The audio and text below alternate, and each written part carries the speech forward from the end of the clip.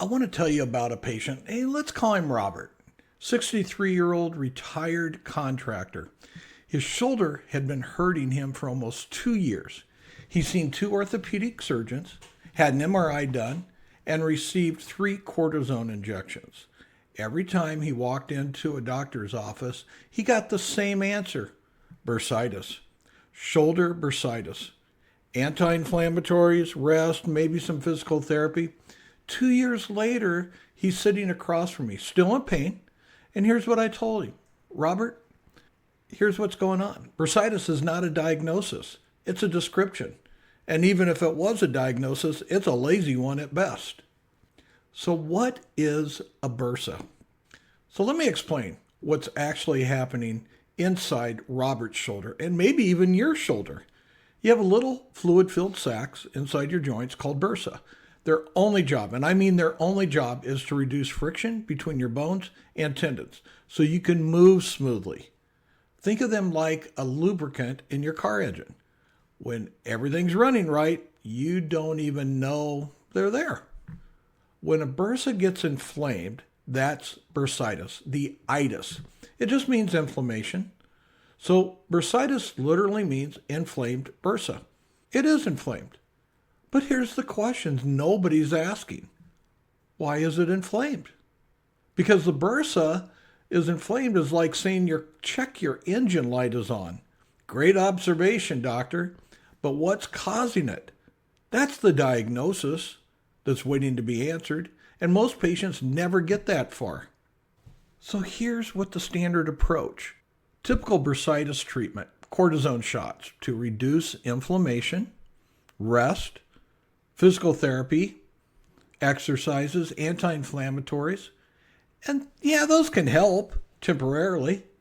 I've seen patients get maybe 6 weeks of relief from a cortisone shot, some a lot less.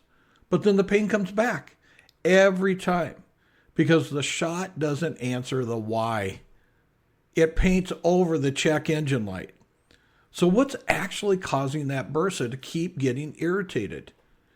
In the majority of chronic shoulder bursitis cases I treat, it's not a structural problem. It's a neurological one. So here's what I mean. Your shoulder doesn't move in isolation. It's controlled by a complex system of muscles.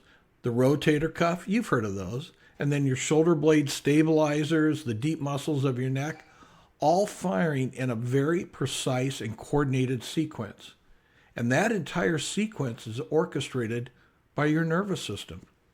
Now, when there's a neurological dysfunction, when your brain and nervous system aren't talking clearly to those muscles, you get what I call a timing error. Some muscles fire too late, some fire too hard, some barely fire at all.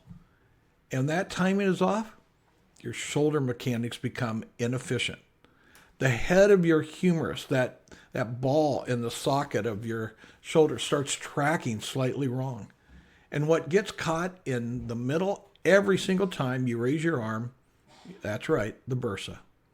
Over and over, thousands of repetitions a day, the bursa gets pinched and compressed, not because there's something wrong with the bursa itself, but because the muscles controlling the shoulder have lost their proper neural coordination. Then it becomes subacromial impingement with a neurological inhibition. That's the real diagnosis. Think of it this way. Say you have a door in your house that keeps sticking. Every time you open it, it scrapes along the top of the frame. Over time, the paint chips, the wood wears down. So what do? Do you repaint the door and call it fixed? Or do you realize the house has settled? The door frame is off level, and that's why it keeps sticking. Your bursa is the paint. The door frame problem is your nervous system dysfunction. Cortisone shots paint the door. We need to level the frame. And here's the good news. The nervous system is trainable. It can be reset, retrained, and reloaded if you know what you're doing. Or I should say, if your doctor knows what he or she is doing. Here's a quick test you can do right now. I call this a neural load test for the shoulder. Stand up. Let your arm just hang naturally. Now, without shrugging, Slowly raise your arm out to the side to about 90 degrees, parallel to the floor. Notice, when do you feel tension? If you feel a pinch or pain somewhere that middle arc between 60 and 120 degrees, that's called a painful arc. It's a classic sign of subacromial compression. Now here's part 2. Pull your shoulder blade back slightly, gently squeeze it toward your spine, and repeat the movement. Did that change anything? Even a little less pinching? If yes, that tells us the problem isn't the bursa, it's the position and control of your scapula. That position is governed by muscles, and those muscles are governed by your nervous system.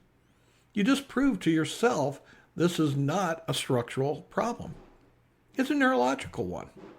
So what do we actually do about it?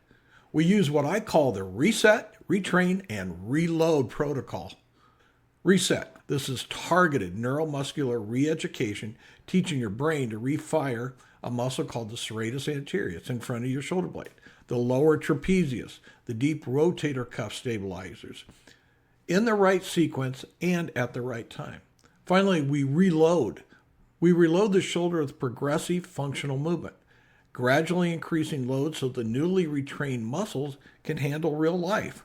Like reaching overhead, sleeping on your side without waking up, throwing a ball with your grandkids, golfing. This is how you get off the cortisone cycle, not by treating the bursa, but by fixing the system that was inflaming it.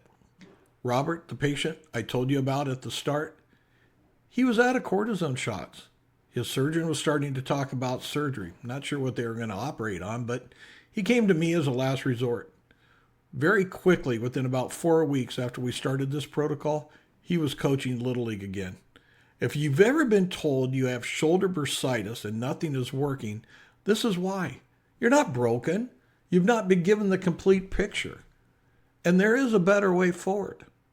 I want to hear from you. Drop a comment below. How long have you been dealing with your shoulder and what have they tried? I read every single one.